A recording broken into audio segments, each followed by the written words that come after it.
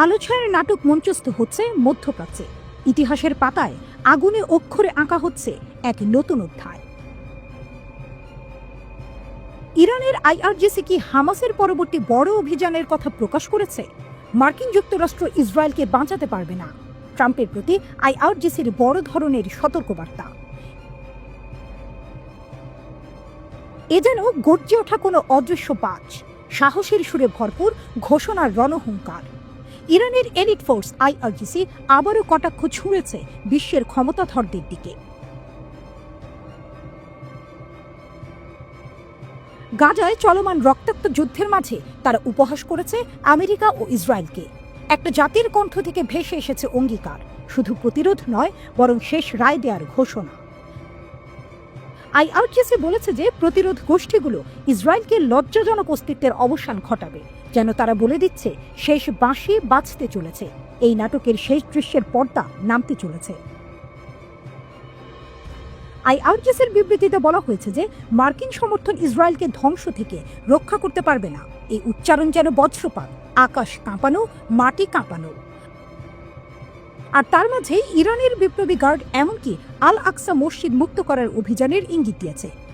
বুক ফাটানো উচ্চারণ, আল আকসা মসজিদের মুক্তি বিশ্বব্যাপী মিডিয়ার শীর্ষ শিরোনামে পরিণত হবে বলেছে আইআরজিসি। এই শব্দ নয় কেবল বাক্য, এ যেন বারুদের ঘ্রাণ, আগুনের ইঙ্গিত। বিবৃতি এসেছে এমন একদিনে যেদিন গত বছর নিহত আইআরজিসি সৈন্যদের প্রথম বার্ষিকী। আইআরজিসি সেনাদের মনে পড়ে যাচ্ছে দামেস্কে সেই রাতের ঘটনা। দামেস্কে ইরানি কনসুলেটে আইডিএফ হামলায় 2 ইরানি কমান্ডার নিহত হন। সেই ক্ষত এখনো চলছে। আর সেই ক্ষত থেকে উচ্চারিত হলো অঙ্গীকার। প্রতিরোধ ফ্রন্ট, বিশেষ করে সাহসী ফিলিস্তিনি যোদ্ধারা, যারা এখন ইউরোপ ও মার্কিন যুক্তরাষ্ট্র সহ বিশ্বের বিভিন্ন জাতির মহান সমর্থন এবং সংহতি উপভোগ করছে, অবশেষে ফিলিস্তিনিদের দখলদারদের লজ্জাজনক অস্তিত্বের অবসান ঘটাবে। এই ভাষ্যে যেন একটা সময় শেষ হয়ে আসছে, একটা চেতনা তার পালে হাওয়া পাচ্ছে। এই অবস্থার মধ্যে ইসরায়েলি সেনাবাহিনী আইডিএফ গাজার অবরুদ্ধ এলাকায় তাদের অভিযান আরও জোরদার করেছে। বাড়তে থাকা সামরিক হামলার কারণে গাজার সাধারণ মানুষকে যুদ্ধের এলাকাগুলো থেকে সরে যাওয়ার নির্দেশ দেওয়া হয়েছে। 6 সপ্তাহেরও বেশি সময় ধরে চলা যুদ্ধবিরতির পর নতুন করে ইসরায়েল বড় ধরনের হামলা শুরু করেছে। ইসরায়েলের প্রধানমন্ত্রী বেনিয়ামিন নেতানিয়াহু জানিয়েছেন, আইডিএফের এই অভিযানের লক্ষ্য গাজা উপত্যকাকে ভাগ করা। তিনি আরও দাবি করেছেন, এই সামরিক চাপের মাধ্যমে হামাসকে জিম্মিদের ফেরত দিতে বাধ্য করা হবে।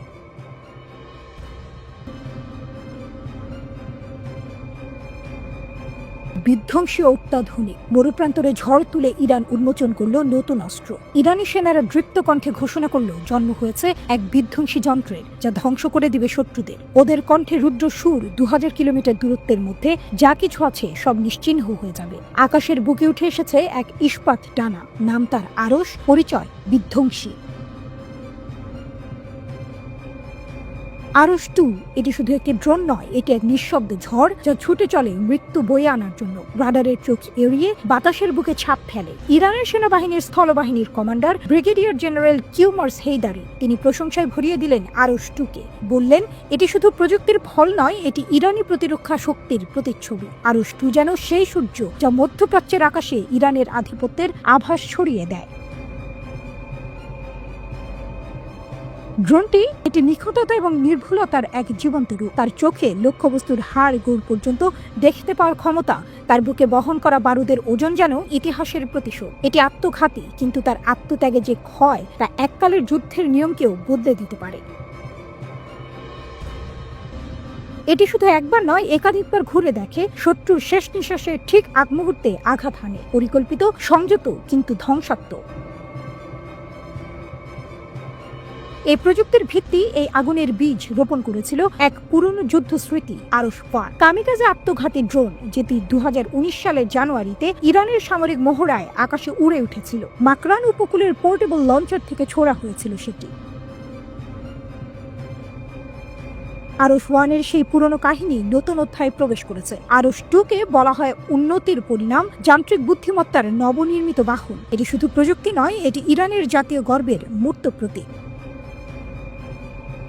ইরানি কর্মকর্তারা প্রতিটি উন্মোচনের সঙ্গে যেমন করেন, এবারও জানিয়ে দিলেন এই অস্ত্র, এই শক্তি, এই ধ্বংসাত্মক সৌন্দর্য শুধুই প্রতিরক্ষার জন্য। কিন্তু এক সতর্কতা যেন বয়ে আনলো হাওয়ায়, তারা থামবে না। এই সামরিক উন্নয়নের স্রোত চলবে অপ্রতিরোধ্য গতিতে। ক্ষেপণাস্ত্র শক্তি, হ্যাঁ, তাও আরও বাড়বে, কারণ তাদের মতে আত্মরক্ষাই হলো শ্রেষ্ঠ নীতি।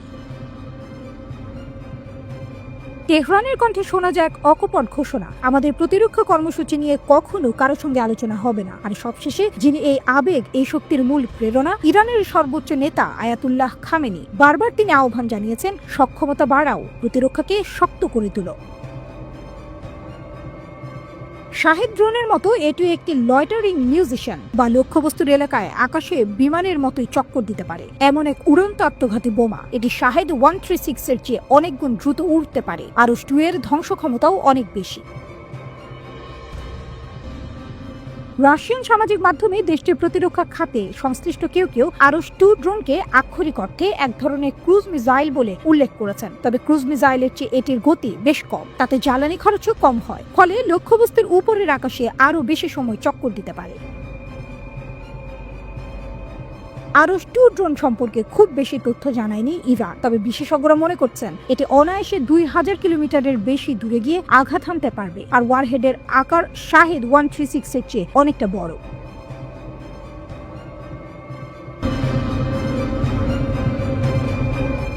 টানটান উত্তেজনা, বাতাসে ঘোরে ক্ষেপণাস্ত্রের হুমকি। ইরান যেন এখন গোললাইন রক্ষা করতে প্রস্তুত এক চূড়ান্ত রক্ষক, আর তার সামনে দাঁড়িয়ে যুক্তরাষ্ট্র, শক্তির রাজপুত্র, ঘাইলের খোঁজে। মার্কিন সামরিক হামলার আশঙ্কার মধ্যে ইরান তার প্রতিবেশীদের দিকে তাকিয়ে যেন বলছে, জেগে ওঠো। রয়টার্স জানায়, ইরান এক গুরুগম্ভীর সতর্কতা পাঠিয়েছে আঞ্চলিক রাষ্ট্রগুলোকে, যেন এক ঝড়ো বাতাস মাঠ জুড়ে কান পাতছে। তোমাদের মাটি যেন আমাদের শত্রুর ঘাঁটি না হয়। একজন শীর্ষ ইরানি কর্মকর্তা বলেছেন, ইরান আহ্বান জানিয়েছে যেন কোনো রাষ্ট্র মার্কিন সামরিক বাহিনীকে আশ্রয় না দেয়। প্রতিটি বার্তা যেন এক একটি সতর্ক বাঁশি। রয়টার্স এর খবর অনুযায়ী ইরান আনুষ্ঠানিকভাবে সতর্কতা জারি করেছে ইরাক, কুয়েত, সংযুক্ত আরব আমিরাত, কাতার, বাহরাইন এবং তুরস্কের প্রতি। সেই সতর্কীকরণে কেবল শব্দ নয়, ছিল আগুনের গন্ধ। আপনার মাটি থেকে যদি আমাদের লক্ষ্যবস্তুতে আঘাত আসে, তবে সেই মাটিই হবে প্রতিশোধের প্রান্তর। ইরানি মিডিয়া দাবি করে, কুয়েত ইতিমধ্যে বলেছে তারা মার্কিন বাহিনীকে ব্যবহার করতে দেবে না, তারা যেন নিজেদের অবস্থান আগেই পরিষ্কার করে রেখেছে। কিন্তু তুরস্ক, তারা বলেছে এই জাতীয় সতর্কতার বিষয়ে তারা কিছুই জানে না। হয়তো এই বার্তাগুলি এসেছে বিকল্প কোনো কূটনৈতিক চ্যানেলে।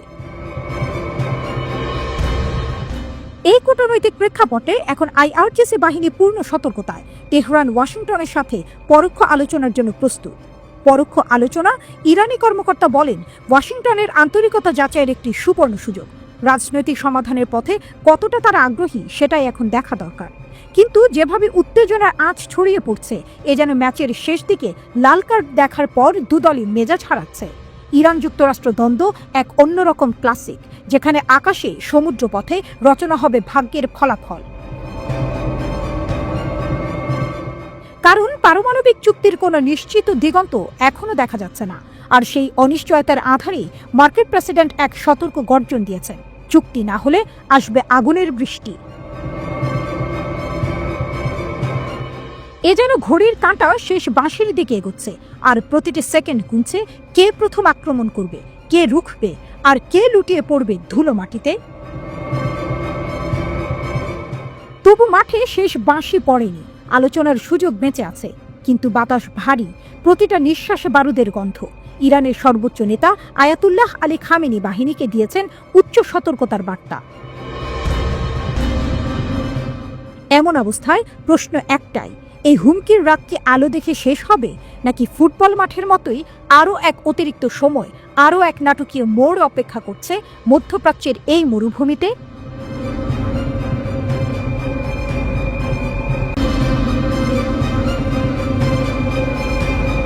পুরোটাই কাল্পনিক। ইসরায়েলের মোসাদ এজেন্টদের হাতে একটি গোপন ফাইল। ইরানের ড্রোনগুলো শনাক্তের বাইরে, 24 ঘন্টার মধ্যে সব শেষ। কল্পনা থেকে বাস্তব। রাতের অন্ধকারে যখন নক্ষত্ররা অবাক হওয়ার মতো রহস্যময় আলো জ্বলে ওঠে, তখন ইরানের ভূমিতে এক নতুন ইতিহাসের সুর তালে তালে বেজে ওঠে। ইরানের সাহসী বীর যোদ্ধার দেশে প্রতিটি কোণে জ্বলে উঠছে রণক্ষেত্রের আগুন, আর তাদের শক্তির প্রতীক হয়ে উঠছে নতুন দেশীয় স্মার্ট ক্ষেপণাস্ত্র ও smart drone. IRGC ground force তাদের অদম্য আত্মবিশ্বাসের প্রতীক তুলে ধরল একটি মহাকাব্যিক মোড়কে 200 কিলোমিটার পাল্লার BM-450 ব্যালিস্টিক ক্ষেপণাস্ত্রের গর্জন। আকাশে হঠাৎ করেই চমকপ্রদ ফাতাহ 360 ক্ষেপণাস্ত্র উন্মোচিত হয়। তার উপগ্রহ নির্দেশিত নিখুঁত লক্ষ্যবস্তুতেই যেন সময় থমকে যায়, আর প্রতিটি স্পন্দনে ইরানের অপরাজেয় আত্মবিশ্বাস স্পষ্ট হয়।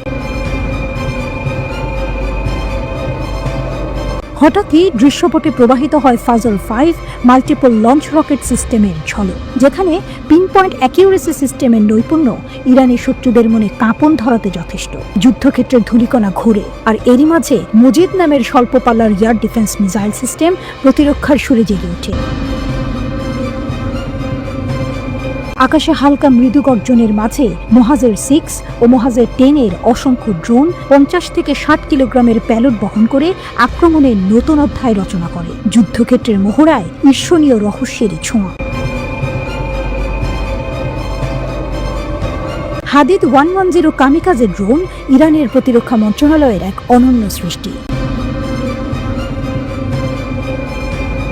পায়াম্বর-ই-আজম 19 মহড়ার দ্বিতীয় পর্বে প্রতিটি পদক্ষেপ যেন এক রহস্যের ধ্বনি, যা শত্রুর অন্তরে ছড়িয়ে দেয় অনিশ্চয়তার আধার, আর প্রতিটি কৌশলে জ্বলে ওঠে ইরানের অদম্য প্রতিজ্ঞা। শত্রুদের প্রতি ইরানের বিদ্যুৎ স্ফুলিঙ্গ রণতরঙ্গ স্পষ্ট হয়ে ওঠে। তবে কি ইসরায়েলকে ধ্বংস করে দিতে চায় ইরান? মেজর জেনারেল মোহাম্মদ বাকেরের উপস্থিতিতে অনুষ্ঠিত এই প্রদর্শনী শুধু একটি সামরিক প্রশিক্ষণ নয়, বরং এক নতুন যুগের সূচনা, যেখানে প্রতিটি প্রযুক্তিগত উদ্ভাবন জাগায় এক অতল গোপন শক্তির সুর। শ্রুতিমধুর এই রণকাব্যে প্রতিটি ধ্বনি ও প্রতিটি ছন্দে জ্বলে ওঠে এক নতুন যুদ্ধের বার্তা, শত্রুর জন্য এক ধ্বংসাত্মক ভবিষ্যতের ঘোষণা। ইরানের আসল শক্তি মাটির নিচে, ভূগর্ভস্থ ক্ষেপণাস্ত্র শহর, যেখানে লুকানো আছে হাজারো বিশেষ ক্ষেপণাস্ত্র।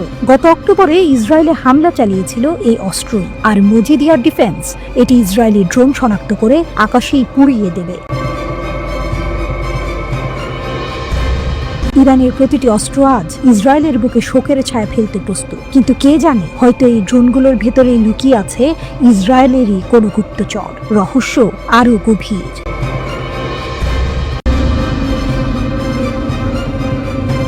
বিশ্ব অবাক, ইরান গোপনে তৈরি করল সুপার ট্যাঙ্ক, ইরানের সামরিক শক্তির নতুন বিস্ফোরণ। সুলাইমান 402 কি মধ্যপ্রাচ্যের ক্ষমতার ভারসাম্য বদলে দেবে? ইরান আবারও সবাইকে চমকে দিল।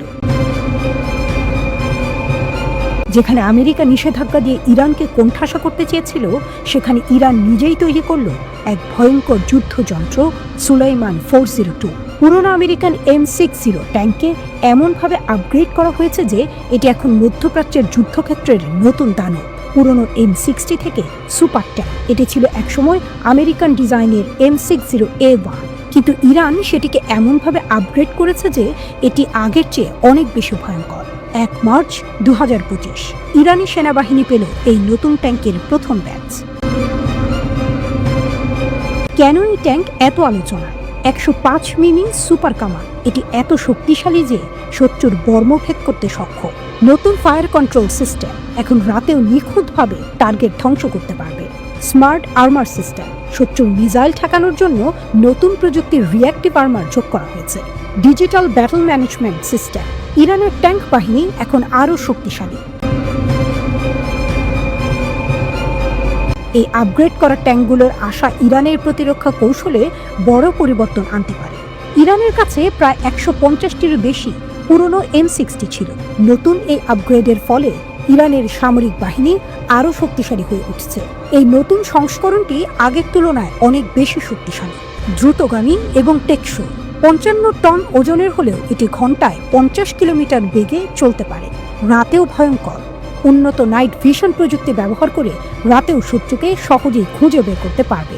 শত্রুর বিরুদ্ধে প্রতিরোধ ক্ষমতা বৃদ্ধি, নতুন প্রতিরক্ষা ব্যবস্থা যুক্ত হওয়ায় এটি এখন আরও সুরক্ষিত। বিশেষজ্ঞরা কি বলছেন? সামরিক প্রযুক্তি বিশেষজ্ঞ ডক্টর জেফ্রি লুইস বলেছেন, সুলাইমান 402 নতুন ট্যাঙ্ক নয়, তবে এটি ইরানের সামরিক সক্ষমতাকে এক ধাপ এগিয়ে নেবে। সাঁজোয়া যুদ্ধ বিশেষজ্ঞ কর্নেল জন স্পেন্সার মনে করেন, নিষেধাজ্ঞার মধ্যেও ইরান যে M60 আপগ্রেড করতে পেরেছে তা তাদের প্রযুক্তিগত দক্ষতার পরিচয় দেয়।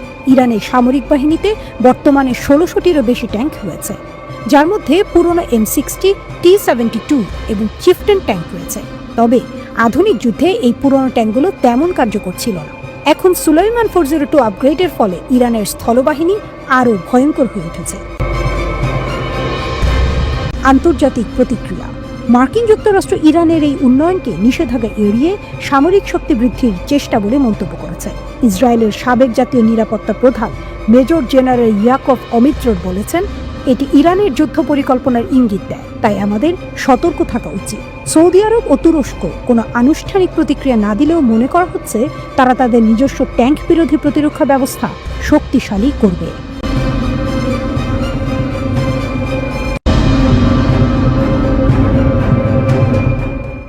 বিশ্ব রাজনীতি এক জটিল ধাঁধা, যেখানে ক্ষমতা আর ষড়যন্ত্রের জাল বোনা হয়।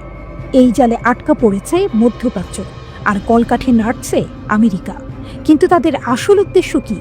আরব নেতারা কি সত্যিই তাদের হাতের পুতুল? রিপোর্ট আল মায়াদিনের। প্রায় 15 মাস ধরে ফিলিস্তিনের গাজায় ইসরায়েলের আক্রমণে হাজার হাজার মানুষ নিহত হয়েছে। আরব ও মুসলিম দেশগুলোর বেশিরভাগ নেতা এই গণহত্যার বিরুদ্ধে তেমন কোনো কার্যকর পদক্ষেপ নেয়নি। তারা চুপ করেছিল, হয়তো ভেবেছিল যে পরিস্থিতি একসময় ঠিক হয়ে যাবে।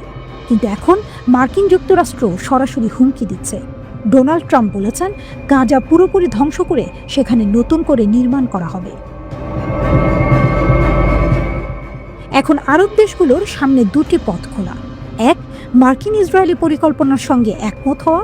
দুই, প্রতিরোধ গড়ে তোলা এবং স্বাধীনতার জন্য লড়াই করা। এই পরিস্থিতিতে অনেক আরব নেতা চিন্তিত হয়ে পড়েছেন, কারণ ট্রাম্পের পরিকল্পনা বাস্তবায়িত হলে তাদের ক্ষমতা ও দেশের অস্তিত্বও হুমকির মুখে পড়বে। গাজায় মার্কিন হামলার বাস্তবতা ও সম্ভাব্য পরিণতি। গাজার উপর মার্কিন সামরিক আক্রমণ বাস্তবে সম্ভব নয় বলেই মনে হচ্ছে, কারণ মার্কিন সেনাদের বিশাল খরচ হবে এবং অনেক সৈন্য মারা যেতে পারে। আমেরিকান জনগণের বড় অংশই নতুন একটি যুদ্ধে জড়াতে চায় না। আমেরিকা যদি গাজা দখল করেও ফিলিস্তিনিরা সহজে হাল ছাড়বে না। গাজায় লড়াই দীর্ঘস্থায়ী হলে তা আমেরিকার জন্য আরেকটি ভিয়েতনাম যুদ্ধের মতো পরিস্থিতি তৈরি করতে পারে। তবে সরাসরি হামলা না হলেও মার্কিন প্রশাসন অন্য কৌশল নেবে। আরব দেশগুলোর ওপর চাপ সৃষ্টি করা, তাদের বর্তমান শাসকদের পরিবর্তন করার হুমকি দেয়া, অর্থনৈতিক ও রাজনৈতিক চাপ প্রয়োগ করে তাদের আত্মসমর্পণ করানো। এখন সবচেয়ে বেশি চাপের মধ্যে রয়েছে জর্ডান, মিশর এবং সৌদি আরব। আরব দেশগুলোর শঙ্কা, পরবর্তী লক্ষ্য কারা? জর্ডান। ইসরায়েল চাইলে গাজাবাসীদের জর্ডানে পাঠিয়ে দিতে পারে, যা দেশটিতে বিশাল সংকট তৈরি করবে। এমনকি জর্ডানের সরকার পরিবর্তন করে তাদের পছন্দের শাসক বসানো হতে পারে। মিশর। গাজার পাশে সিনাই মরুভূমি রয়েছে। ইসরায়েল চাইলে সেখানে সেনা অভিযান চালিয়ে মিশরের কিছু অংশ দখল করতে পারে। সৌদি আরব। আমেরিকা চাইলে সৌদি আরব ইসরায়েলের সঙ্গে সম্পর্ক স্বাভাবিক করুক, কিন্তু সৌদি সরকার এতে অনিচ্ছুক হলে তাদের উপরও চাপ বাড়তে পারে। ফিলিস্তিনি প্রতিরোধ ও ভবিষ্যৎ লড়াই। ট্রাম্পের হুমকি আসার পর ফিলিস্তিনি প্রতিরোধ আরও শক্তিশালী হয়েছে। অনেক আরব জনগণ মনে করছে গাজার বিরুদ্ধে হামলা শুধু গাজার সমস্যা নয়, পুরো মুসলিম বিশ্বের সমস্যা। ইসরায়েলি শুধু গাজা দখল করতে চায় না, বরং পশ্চিম তীর সহ পুরো ফিলিস্তিনকে নিজের নিয়ন্ত্রণে নিতে চায়। ইসরায়েলি দখলদারিত্বের বিরুদ্ধে নতুন করে বড় ধরনের প্রতিরোধ শুরু হতে পারে, যা পুরো অঞ্চলে ছড়িয়ে পড়তে পারে। গাজায় এই গণহত্যার উদ্দেশ্য ছিল আরব বিশ্বকে শিক্ষা দেওয়া যে তারা কখনো ইসরায়েলের বিরুদ্ধে যেতে পারবে না, কিন্তু বাস্তবে এটি উল্টো ঘটতে শুরু করেছে। আরব বিশ্বে ইসরায়েল বিরোধী মনোভাব আরও বেড়েছে। মার্কিন পরিকল্পনার মূল লক্ষ্য। যুক্তরাষ্ট্র ও ইসরায়েলের দীর্ঘমেয়াদী পরিকল্পনা হল মধ্যপ্রাচ্যের রাজনৈতিক মানচিত্র পরিবর্তন করা। তারা চাইছে ফিলিস্তিনিদের পুরোপুরি উচ্ছেদ করতে, আরব দেশগুলোকে নিজেদের অধীনে আনতে।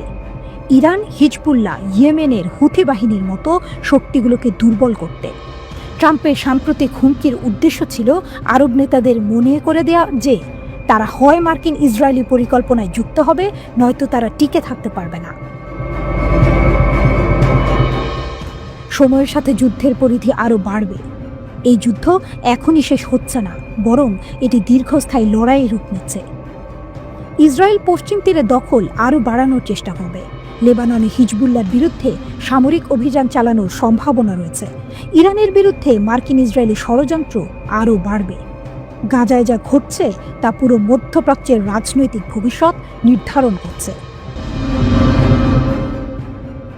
এই পরিস্থিতিতে আরব ও মুসলিম দেশগুলোর জন্য এখন সিদ্ধান্ত নেওয়ার সময়। তারা কি মার্কিন ইসরায়েলি দাসত্ব মেনে নেবে, নাকি প্রতিরোধ গড়ে তুলবে? জর্ডান, মিশর, সৌদি আরব ও অন্যান্য দেশগুলো যদি মার্কিন ইসরায়েলি পরিকল্পনায় রাজি না হয়, তাহলে তাদের রাজনৈতিক ও সামরিকভাবে টার্গেট করা হতে পারে। যুদ্ধের দামামা বাজিয়ে ইরান এবার বিশ্বকে দেখালো তার অপ্রতিরোধ্য প্রতিরক্ষা শক্তি। দেশীয় প্রযুক্তিতে আপগ্রেড করা বাভার 373 ক্ষেপণাস্ত্র ব্যবস্থার মরণঘাতী পারফরমেন্স থেকে শুরু করে রাশিয়ার S-300 এর অসম্ভব সমন্বয়, সব মিলিয়ে তেহরানের যুদ্ধ প্রস্তুতির বার্তা স্পষ্ট। গত কয়েক মাসে ইরান ইসরায়েল উত্তেজনা চরমে। সেই আগুনে ঘি ঠেলেছে ডোনাল্ড ট্রাম্পের হুঁশিয়ারি বার্তা। আমাকে হত্যা করলে ইরানকে ধ্বংস করে দিন বার্তা ট্রাম্পের। ইরানের পরমাণু স্থাপনায় ইসরায়েল আর যুক্তরাষ্ট্রের হামলার আশঙ্কার মধ্যে তেহরান তার সামরিক মাংসপেশি ফুলিয়ে দেখালো। বিশেষজ্ঞদের মতে ইরান চাইছে প্রতিপক্ষকে বোঝাতে আমরা শুধু মুখে নয়, অস্ত্রেও সিরিয়াস। কাবির মরুভূমিতে ইরানের সেনাবাহিনীর ইকতেদার 1403 মহড়ার চূড়ান্ত দিনে দ্বিতীয় প্রজন্মের বাভার 373 সক্রিয় হয়। হাই অ্যালটিটিউড এর শত্রু বিমানকে মাটিতে মিশিয়ে দিতে এই ব্যবস্থা। আগের সংস্করণে কেন্দ্রীয় রাডারের উপর নির্ভরশীল থাকলেও এখন এটি স্বাধীনভাবে লক্ষ্য শনাক্ত করে ধ্বংস করতে পারে। রাডার, ট্র্যাকিং সিস্টেম, লঞ্চার সবই এখন হাতের মুঠোয়। ইতিহাসই করল ইরান। প্রথমবারের মতো দেশীয় বাভার 373 এবং রাশিয়ার S-300 ক্ষেপণাস্ত্র ব্যবস্থাকে একই নেটওয়ার্কে যুক্ত করা হয়েছে। মহড়ায় দুটি প্রযুক্তি পাশাপাশি কাজ করে দেখালো ইরানের আকাশ এখন অদম্য দুর্গ। 2024 সালের অক্টোবরে ইসরায়েলের দাবি ছিল ইরানের সব S-300 ধ্বংস হয়েছে, কিন্তু এই মহড়া সেই দাবিকে মুখ থুবড়ে দিল। ক্ষেপণাস্ত্র উৎক্ষেপণের ভিডিও প্রমাণ করেছে ইরানের প্রতিরক্ষার শিকল অটুট। মহড়ার একদিন আগেই সফলভাবে পরীক্ষা করা হয়েছে মাজিদ ক্ষেপণাস্ত্র। নিম্ন উচ্চতায় উড়ে যাওয়া ড্রোন বা শত্রু বিমান ধ্বংসেই ব্যবস্থার কার্যকারিতা প্রমাণিত। ইরানের সামরিক বাহিনীর ভাষ্য, শত্রু যে কোনো স্তরে ঢুকলেই মাটির সাথে মিশে যাবে। এই মহড়া শুধু প্রযুক্তির প্রদর্শনী নয়, একটি কৌশলগত বার্তা। ইরানের পশ্চিম ও উত্তর এলাকার বিমান প্রতিরক্ষা ব্যবস্থাকে শক্তিশালী করা হয়েছে। যে কোনো হামলার জবাব দিতে সেনা ঘাঁটি, রাডার স্টেশন, ক্ষেপণাস্ত্র ইউনিটগুলো সর্বোচ্চ সতর্কতায়। সম্প্রতি ইরান ভূগর্ভস্থ ক্ষেপণাস্ত্র ঘাঁটির খবর প্রকাশ করেছে। মাটির নিচে লুকানো স্থাপনাগুলোতে রয়েছে হাজারো ব্যালিস্টিক ও ক্রুজ ক্ষেপণাস্ত্র। এমনকি নতুন ভূগর্ভস্থ নৌঘাঁটিতে মোতায়েন করা হয়েছে জাতীয় বিধ্বংসী স্পিডবোট। ইসরায়েল পর্যন্ত আঘাত করতে সক্ষম ঘায়েম নামের নতুন ব্যালিস্টিক ক্ষেপণাস্ত্র যোগ হয়েছে অস্ত্র ভাণ্ডারে। বৈশ্বিক নিষেধাজ্ঞা, অর্থনৈতিক চাপ উপেক্ষা করে দেশীয় প্রযুক্তিতে ইরান যে সামরিক সাফল্য করছে তা উদাহরণ হয়ে উঠেছে অন্যান্য রাষ্ট্রের জন্য। বাভার 370 থেকে ভূগর্ভস্থ ক্ষেপণাস্ত্র প্রতিটি অস্ত্রই যেন বলছে, আমরা মরতে জানি, মারতেও জানি।